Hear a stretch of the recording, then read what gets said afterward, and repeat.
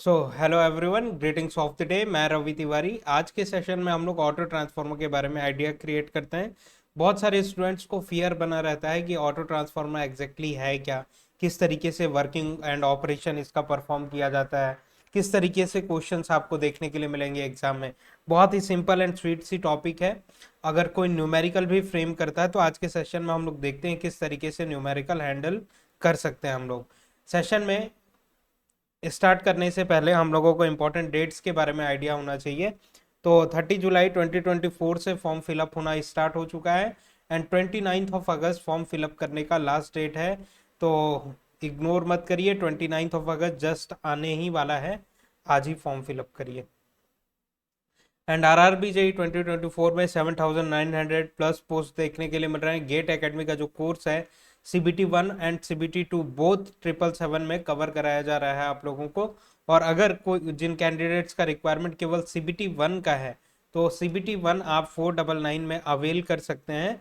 Otherwise CBT 1 and CBT 2 complete package immediate videos आपको 777 में provide कर दिए जाएंगे। तो एज पर योर रिक्वायरमेंट आप देख लीजिए आपको कौन सा CBT 1 या फिर CBT 2 या फिर दोनों में इंटरेस्टेड है, राइट। तो चलिए हम लोग सेशन स्टार्ट करते हैं एंड ब्यूटीफुल डिस्कशन करते हैं ऑटो ट्रांसफार्मर के टॉपिक को पे। Just wait.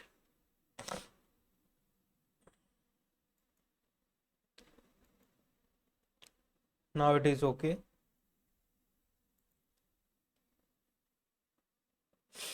तो ऑटो ट्रांसफार्मर डेफिनेशन वाइज अगर हम लोग समझने की कोशिश करें कि एग्जैक्टली है क्या ऑटो ट्रांसफार्मर, राइट। तो इन अ ट्रांसफार्मर, एक सेकंड रुकिएगा, एक second, just a second.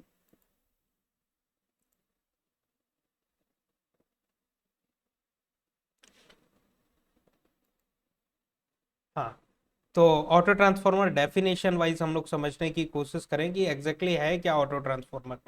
A transformer in which a part of winding is common to both primary and secondary। कि ऑटो ट्रांसफार्मर में a part of winding कि एक part ऐसा winding का देखने के लिए मिलेगा जो कि both primary and secondary side के लिए कॉमन पार्ट होगा। जबकि टू वाइंडिंग ट्रांसफार्मर में क्या होता है, नॉर्मल जो ट्रांसफार्मर्स होते हैं उसमें प्राइमरी और सेकेंडरी वाइंडिंग एक दूसरे से सेपरेटेड रहती है, कोई इलेक्ट्रिकल कनेक्शन नहीं होता है, electrically isolated and magnetically coupled होती हैं, राइट। तो वो ऑटो ट्रांसफार्मर में आपको डायरेक्ट इलेक्ट्रिकल कनेक्शन भी देखने के लिए मिलेगा, जिससे के कारण पावर का ट्रांसमिशन जो होगा both conductively as well as inductively देखने के लिए मिलेगा। लेकिन नॉर्मल टू वाइंडिंग ट्रांसफार्मर में क्या होता है, नॉर्मल टू वाइंडिंग ट्रांसफार्मर में पावर का ट्रांसमिशन केवल और केवल इंडक्टिव पावर ट्रांसमिशन देखने के लिए मिलता है, कंडक्टिव ट्रांसफर नहीं देखने के लिए मिलता है। क्यों? क्योंकि वहां पे कोई इलेक्ट्रिकल कनेक्शन नहीं होता है दो वाइंडिंग्स के बीच में, जबकि यहाँ पे डायरेक्ट इलेक्ट्रिकल कनेक्शन भी आपको देखने के लिए मिलेगा। तो जस्ट एक बार डेफिनेशन हम लोग रीड करते हैं। A transformer in which a part of winding is common to both primary and secondary is called auto transformer and in auto transformer power transfer include both inductively as well as conductively transfer of power. तो ये हम लोगों को देखने के लिए मिल रहा है कि इसमें conductively as well as inductively दोनों पावर ट्रांसमिशन देखने के लिए मिलेगा।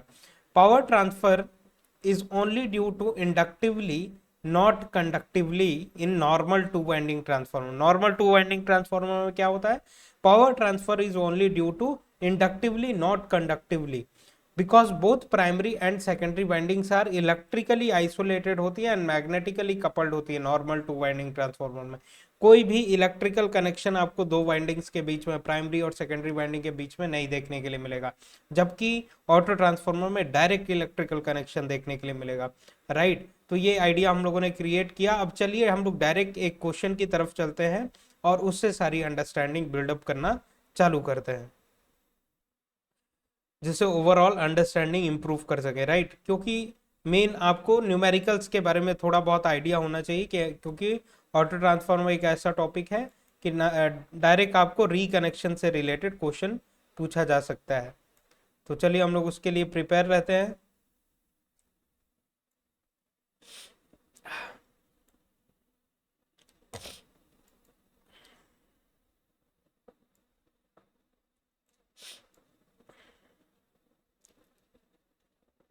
तो ये एक सिंपल सा क्वेश्चन हम लोगों को स्वीट सा देखने के लिए मिल रहा है।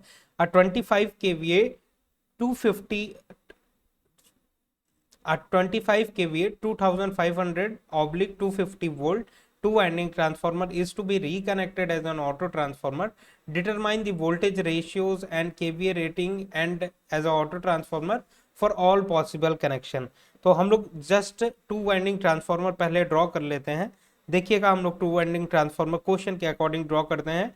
टू वाइंडिंग ट्रांसफॉर्मर,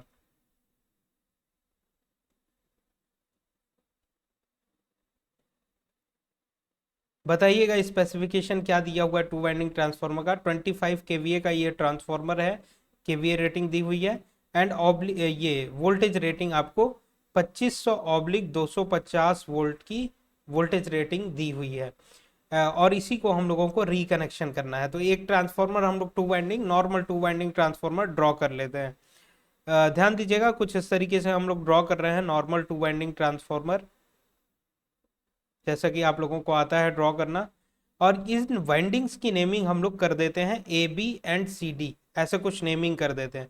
ध्यान दीजिएगा जब भी रिकनेक्शन वाला न्यूमेरिकल हो कुछ इसी तरीके से बहुत सिंपल वे में हम लोगों को सॉल्व करना है। एक डॉट हम लोग यहाँ पे प्लेस कर देते हैं, एक डॉट हम लोग यहाँ पे प्लेस कर देते हैं। यही स्टैंडर्ड प्रोसीजर है जिसको आप लोगों को फॉलो करना है। प्राइमरी साइड का वोल्टेज कितना गिवन है आपको 2500 वोल्ट एंड सेकेंडरी साइड का वोल्टेज आपको गिवन है 250 वोल्ट। 250 वोल्ट गिवन है। अब आप क्या केवीए रेटिंग के हिसाब से primary and secondary current find out कर सकते हैं? बिल्कुल कर सकते हैं। कैसे कर सकते हैं? I1 की वैल्यू क्या हो जाएगी? केवीए कैपेसिटी कितनी है? 25 केवीए, 25 मल्टीप्लाइड विद 1000, राइट, या फिर 10⁻³ 25 केवीए रेटिंग है divided by voltage rating primary side का क्या है 2500। तो ये नॉर्मल फॉर्मूला आपको मालूम होना चाहिए ना, इतने भी अननोन नहीं है आप। तो आपका 10 एम्पियर प्राइमरी साइड का करंट देखने के लिए मिल रहा है, rated current, right. And I2 की रेटेड वैल्यू कितनी आ रही है? I2 की वैल्यू अगर हम लोग निकालते हैं तो 25 मल्टीप्लाइड विद 1000 डिवाइडेड बाई कितना आ रहा है, कितना वोल्टेज है 250 वोल्ट। तो 0 से 0 कैंसिल, 25 1 जा 25, 25 1 जा 25, मतलब कि 100 एम्पियर आपकी रेटेड करंट की रेटिंग आ रही है, रेटेड करंट की वैल्यू आ रही है सेकेंडरी साइड में। तो अगर प्राइमरी एंड सेकेंडरी करंट आपको नोन हो गया, अब हम लोग रिकनेक्शन करने के लिए बहुत अच्छी तरीके से तैयार हैं। जस्ट रिकनेक्शन करते हैं, बहुत ब्यूटीफुल क्वेश्चन है रिकनेक्शन से रिलेटेड। रिकनेक्शन या फिर reconnecting as auto transformer, auto transformer different configuration में कनेक्ट करना है ना हम लोगों को। तो देखिए फर्स्ट रिकनेक्शन जो हम लोग कर रहे हैं वो एडिटिव कनेक्शन पे कर रहे हैं। एडिटिव कनेक्शन, एक कनेक्शन करेंगे एंड देन बाकी ऑलरेडी है उसके थ्रू हम लोग समझ लेंगे। एडिटिव कनेक्शन हम लोग करने की कोशिश करते हैं क्योंकि टाइम का लिमिटेशन है ना। एक कनेक्शन बहुत अच्छे से देख लेते हैं हम लोग, देन जितने भी चीज़ें हैं वो पीडीएफ में अवेलेबल है, उसके अकॉर्डिंग हम लोग देख लेंगे, जिससे टाइम हमारा सेव होगा और मल्टीपल चीज़ें एज अ इनपुट आपको मिल पाएंगी। तो एडिटिव कनेक्शन हम लोगों को करने के लिए दो वाइंडिंग्स है हमारे पास टू वाइंडिंग ट्रांसफार्मर में। जैसा कि आप लोग यहाँ पे देख रहे हैं A B and C D winding है, इन्हीं वाइंडिंग्स को अरेंज करना है, रिकनेक्शन करना है। तो इन वाइंडिंग्स को हम लोग कुछ इस तरीके से रीअरेंज करते हैं, कनेक्शन करते हैं इनका कुछ इस तरीके से।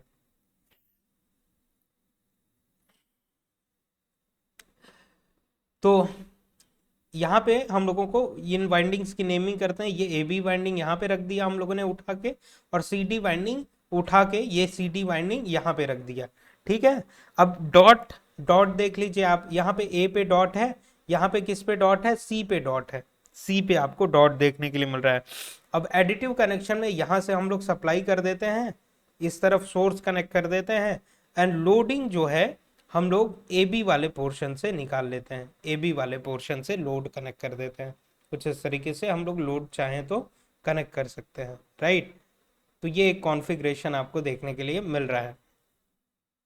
अब यहाँ पे यहाँ का टोटल वोल्टेज आपको कितना देखने के लिए मिलेगा बताइएगा। ए बी की हैंडलिंग वोल्टेज हैंडलिंग कैपेसिटी कितनी है? रेटेड वोल्टेज ए बी का कितना है? तो आपको पता है कि ए बी का रेटेड वोल्टेज है, गिवन है टू वाइंडिंग ट्रांसफार्मर में 2500 volt, 2500 volt, right. C D की वोल्टेज हैंडलिंग कैपेबिलिटी कितनी है? 250 वोल्ट, 250 वोल्ट, और डॉट पे प्लस रखते हैं ना हम लोग, डॉट पे प्लस है, यहाँ पे भी डॉट पे प्लस है, तो डॉट पे प्लस रखा हम लोगों ने, और ये voltage rating as it is जैसे टू वाइंडिंग ट्रांसफार्मर में थी वैसे ही यहाँ पे हम लोगों ने डिनोट कर दिया, कोई डाउट नहीं है इसमें। अब हम लोगों को ये जानना है कि करंट किस तरीके से वाइंडिंग्स में फ्लो कर रहा है, करंट्स का आइडिया होना चाहिए आपको। तो आप लोगों को ट्रांसफार्मर का नॉर्मल सा प्रिंसिपल याद रखना है कि टू वाइंडिंग ट्रांसफार्मर का प्रिंसिपल ये कहता है कि डॉट से अगर करंट इंटर कर रहा है प्राइमरी साइड में, तो सेकेंडरी साइड में डॉट से करंट लीव करना चाहिए in order to satisfy the transformer's law.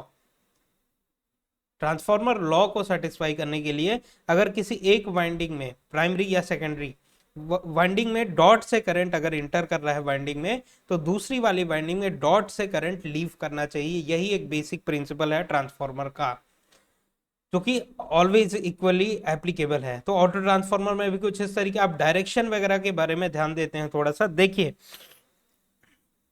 CD winding का करंट हम लोग नोट करते हैं, राइट। सीडी वाइंडिंग में यहां से डॉट से करंट निकल रहा था, तो आप कुछ भी कर सकते हैं, चाहे इंटर करवा सकते हैं चाहे लीव करवा सकते हैं।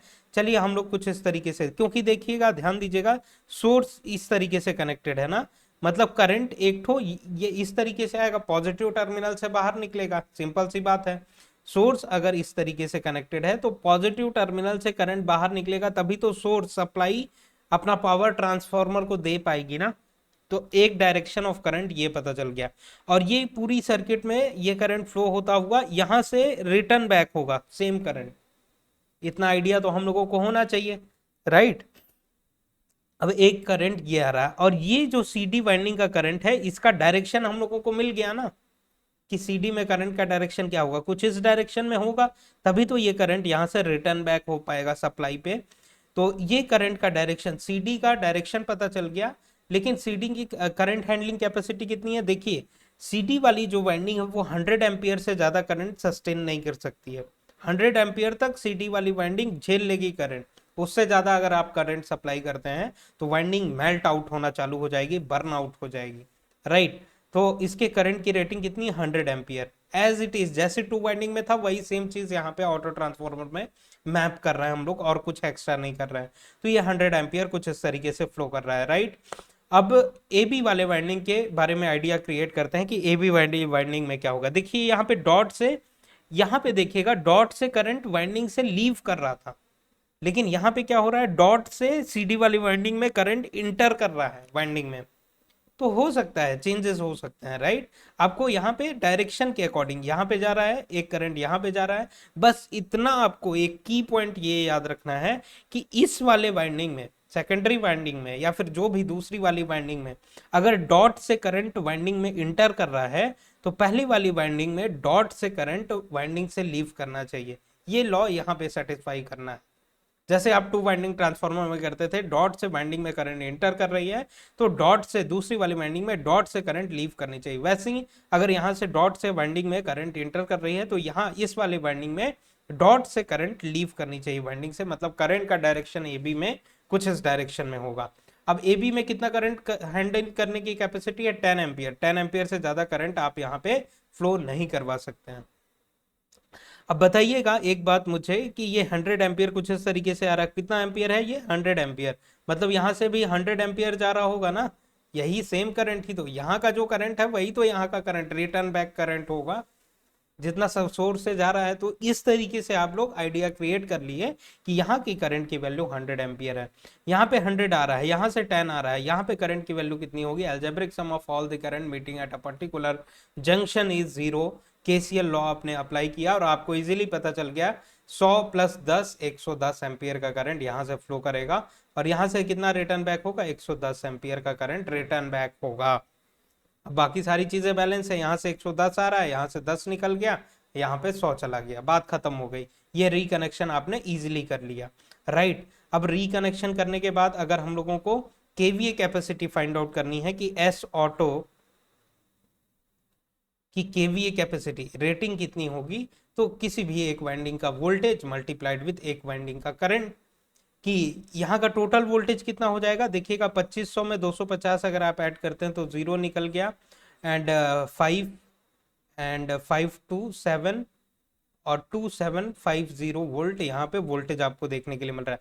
तो प्राइमरी साइड का वोल्टेज कितना है 2750 मल्टीप्लाइड विथ 100 अगर आप कर देते हैं, प्राइमरी साइड का करंट कितना है ये 100 एम्पियर, ये वोल्टेज था, इन दोनों का मल्टीप्लीकेशन किए तो एस ऑटो ऑटो आप निकाल सकते हैं। और या फिर यही तो सेम देखिएगा S1 is equal to S2 होता है ना, S1 is equal to S2, तो 2500 volt multiplied with primary side का करंट कितना था 10 ampere, 10 ampere is equal to S2 की वैल्यू कितनी है 250 मल्टीप्लाइड विथ 100, ये दोनों सेम 25 केवीए आएगा ना, दोनों सेम 25 केवी आएगा ना टू वाइंडिंग ट्रांसफार्मर में। तो वैसे ही ऑटो ट्रांसफार्मर में भी इस तरफ का वोल्टेज मल्टीप्लाइड विथ इस तरफ का करंट इज इक्वल टू इस तरफ का वोल्टेज लोड साइड का voltage multiplied with load current अगर आप करते हैं सेकेंडरी वाइंडिंग का तो सेम वैल्यू आएगी। तो यहाँ पे 2500 मल्टीप्लाइड विथ यहाँ का वोल्टेज कितना है ए बी वाले वाइंडिंग का 2500 वोल्ट है, मल्टीप्लाइड विथ करंट कितना फ्लो कर रहा है इस वाले वाइंडिंग में, इस वाले वाइंडिंग का करंट कितना देखने के लिए मिल रहा है आपको 110 एम्पियर, राइट, 110 एम्पियर लोड पे करंट जा रहा है। तो लोड वोल्टेज कितना है 2500 वोल्ट एंड करंट कितना फ्लो कर रहा है लोड साइड में 110 एम्पियर जो कि सेकेंडरी करंट है। ये प्राइमरी करंट है, ये सेकेंडरी करंट आपको देखने के लिए मिल रहा है। तो दोनों को मल्टीप्लाई करिए, देखिए सेम वैल्यू आपको मिल रही है क्या, देखिएगा मल्टीप्लाई करके सेम वैल्यू मिलती है तो बताइए।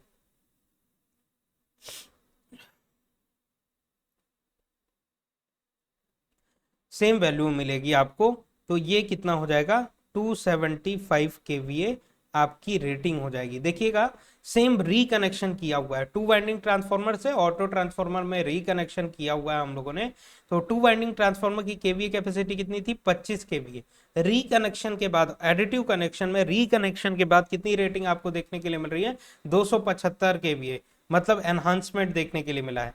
इंडक्टिव ट्रांसफर हम लोग पावर निकालने की कोशिश करते हैं। इंडक्टिव ट्रांसफर अगर किसी क्वेश्चन में आपको पावर दे दे निकालने के लिए तो आप किस तरीके से निकालेंगे। इंडक्टिव ट्रांसफर पावर निकालने के लिए आपको सिंपल सा याद रखना है कॉन्सेप्ट कि इंडक्टिव ट्रांसफार्मर में जो कॉमन वाली वाइंडिंग होती है, ध्यान देते हैं कलर पेन का चेंज करते हैं जिससे बेहतरीन आइडिया हम लोग क्रिएट कर सके। कभी भी इंडक्टिव ट्रांसफर अगर आपको निकालना है तो ये वाली वाइंडिंग देखिए बोथ प्राइमरी एंड सेकेंडरी के लिए कॉमन है ना, लोड और सोर्स के लिए कॉमन है ये वाली वाइंडिंग, ये वाली सेपरेटेड है। A part of the winding is common between both primary and secondary is called auto transformer. तो ये वाली वाइंडिंग जो कि कॉमन है उसका वोल्टेज मल्टीप्लाइड विद उसका करंट अगर आप कर देते हैं तो आपको KVA capacity sorry inductive transfer value मिल जाएगी। तो ये कॉमन वाली वाइंडिंग का वोल्टेज हैंडलिंग कैपेबिलिटी कितनी है 2500, इसमें करंट कितना फ्लो कर रहा है 10 एम्पियर, दोनों को मल्टीप्लाई करिए 2500 मल्टीप्लाइड विथ 10 एम्पियर अगर आप करते हैं तो ये 25 केवीए आता है, जो कि ये 25 केवीए टू वाइंडिंग ट्रांसफार्मर की रेटिंग के बराबर आ रहा है, टू वाइंडिंग ट्रांसफार्मर की रेटिंग के बराबर ये वैल्यू आ रही है। मतलब इंडक्टिव ट्रांसफर कितना हो रहा है पावर 25 केवीए।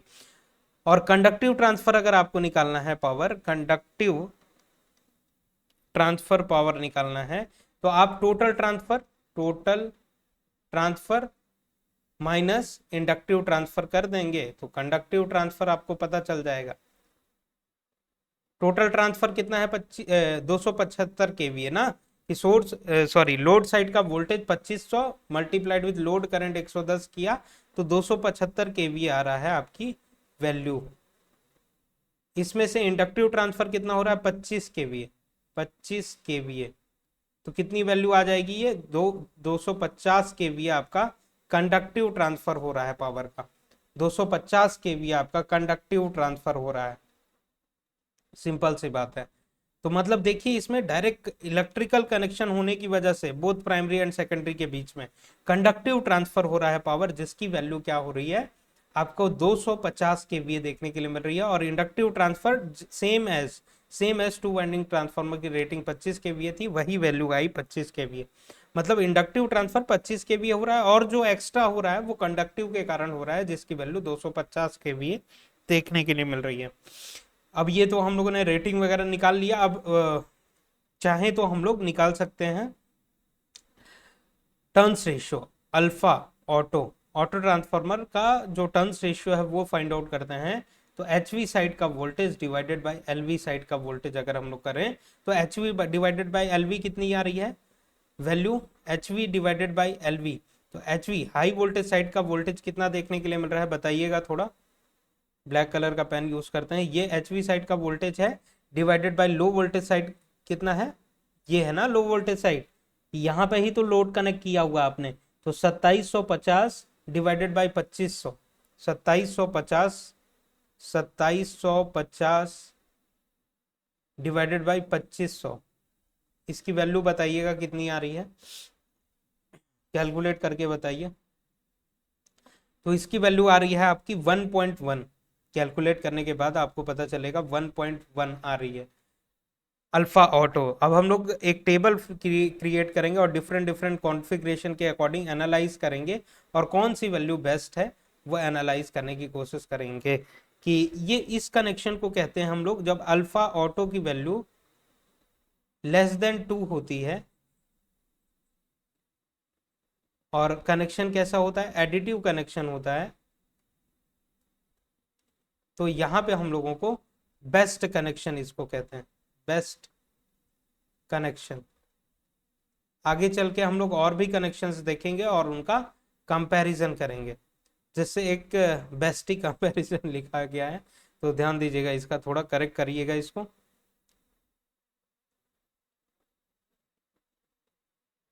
बेस्ट कनेक्शन इसको कहते हैं। तो अल्फा ऑटो की वैल्यू जब लेस देन 2 होती है, तो यहाँ पे लेस देन 2 है ना, तो ये प्रिफरेबल है, अच्छा कनेक्शन है। तभी जाके हम लोगों को टोटल 25 केवीए का ट्रांसफॉर्मर था, उसको हम लोगों ने कितना बना दिया, कितना ट्रांसफर करने के कैपेबल हो गया, 275 केवीए। तो ये एक अच्छी बात देखने के लिए मिल रही है। तो इस तरीके से एक क्वेश्चन हम लोगों ने सॉल्व किया और ऑटो ट्रांसफॉर्मर का आइडिया क्रिएट किया, राइट। तो इसी क्वेश्चन को नेक्स्ट सेशन में हम लोग एनहांस करेंगे और भी ज्यादा ब्यूटिफुली रिप्रेजेंट करने की कोशिश करेंगे, राइट। तो ये ओवरऑल एडिटिव कनेक्शन का एक केस आपको देखने के लिए मिल रहा है और नेक्स्ट सेशन में हम लोग ऑल चारों पॉसिबल केसेस के बारे में डिस्कशन करेंगे और ब्यूटीफुल आइडिया क्रिएट करते हैं।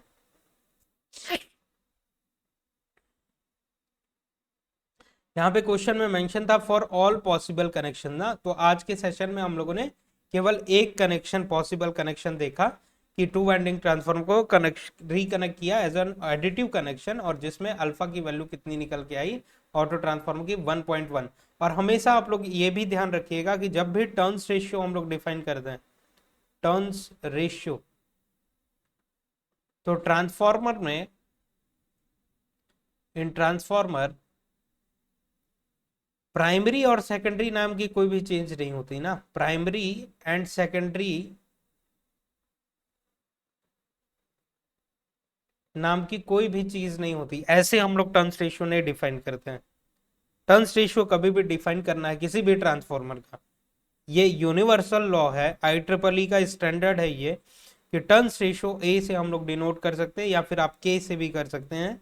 तो A is equal to H V side का voltage divided by L V side का वोल्टेज या current, H V divided by L V. H V हमेशा ऊपर रहेगा, एल वी हमेशा नीचे रहेगा, क्योंकि ट्रांसफॉर्मर में, in transformer H we and L V side fix है, फिक्स्ड है, ये चेंज होने वाला नहीं है।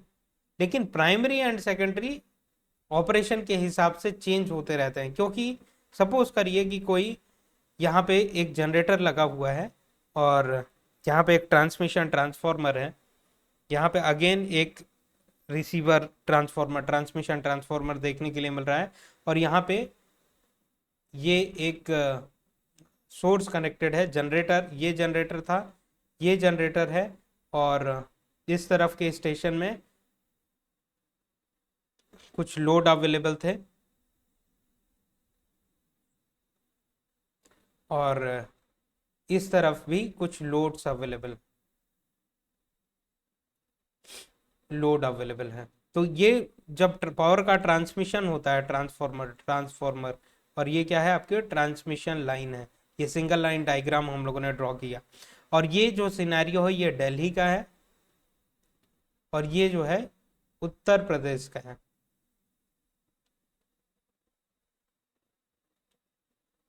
का यहाँ पे जनरेटर है और ये दिल्ली का जनरेटर है। कुछ इस तरीके से सिनेरियो है, प्रैक्टिकल सिनेरियो, कि सपोज करिए कि जनरेटर जो है दिल्ली का जनरेट कर रहा था पावर, और ये यहाँ के लोड के लोकल जो दिल्ली के लोड्स हैं उनका रिक्वायरमेंट फुलफिल कर रहा था, राइट।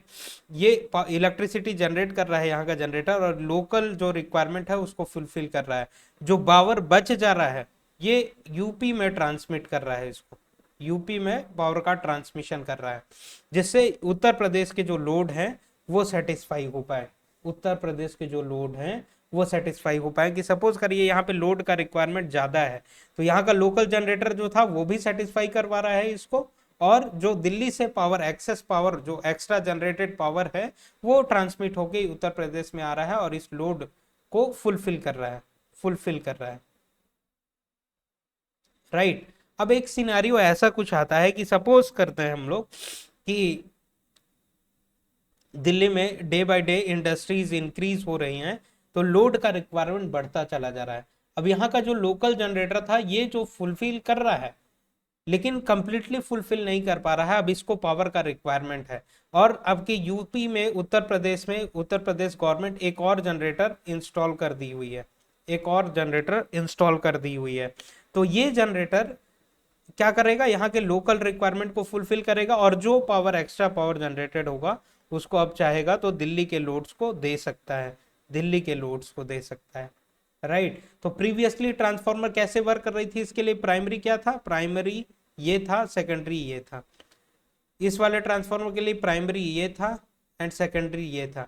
लेकिन पावर का ट्रांसमिशन जब इधर से इधर हुआ तो क्या हो गया, प्राइमरी सेकेंडरी चेंज हो गया ना। अब ये प्राइमरी हो गया और ये सेकेंडरी हो गया, और ये प्राइमरी हो गया और ये सेकेंडरी हो गया।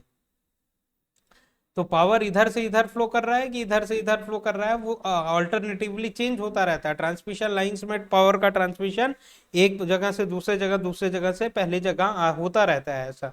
तो ट्रांसफार्मर में क्या होता है कि प्राइमरी और सेकेंडरी फिक्स नहीं होते हैं, वो हमेशा चेंज होते रहते हैं। लेकिन एचवी और एलवी फिक्स है ना, जिधर ज्यादा नंबर ऑफ टन्स है, जिधर ज्यादा नंबर ऑफ टन्स है और जिधर कम नंबर ऑफ टन्स है, उसके अकॉर्डिंग एचवी एंड एलवी क्या होगा, एचवी एंड एलवी ट्रांसफार्मर में फिक्स्ड होगा। इसीलिए कभी भी ट्रांसफार्मर में टर्न्स रेशियो डिफाइन करना है तो वो एचवी डिवाइडेड बाय एलवी से किया जाता है, जिसमें किसी भी तरीके का कोई डाउट ना रहे। तो ये कॉन्सेप्ट माइंड में रखिएगा ऑलवेज। और नेक्स्ट सेशन में अगेन हम लोग इसी पे बात करेंगे, ऑटो ट्रांसफार्मर के, और इसी न्यूमेरिकल्स को फर्दर कंटिन्यू करेंगे, ऑल पॉसिबल कॉन्फ़िगरेशंस के बारे में बात करेंगे, right. Thank you very much for this session.